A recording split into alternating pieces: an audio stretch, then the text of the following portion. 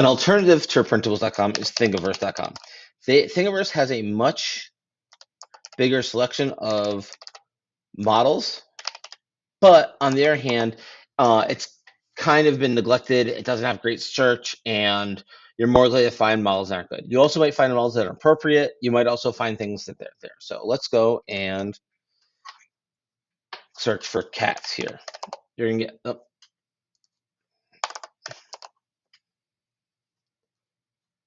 so there's this flexible cat and this cute sleeping cat and a multicolor cat. No, probably not one. So there's some neat cats there. All right, let's take a look at so I'm gonna go look at those. So FlexiCat on Thingiverse to look at the model. If you click on it, the view sometimes works. It can be very slow. I'm gonna go Thing Files, and there is two versions of it. There is a version with 1 ear and 2 ears. So let's go and exit. Okay, and I go to View.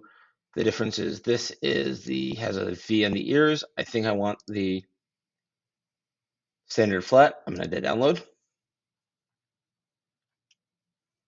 Or I can click on this one. There's only one file here. And that looks okay, but I'll just keep the one. Just a reminder in Prusa, the other way to download a file in Prusa besides this drop down from the view here is to go to Files and click on the cat. On this one, or I exit out of the 3D viewer, go to Files, and I want to grab the one that's STL. So either this one or this one.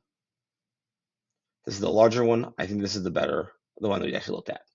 So from here, I'm going to now take and we'll open up those in the Prusa Slicer and decide exactly what do we want to print and how they would different things would print.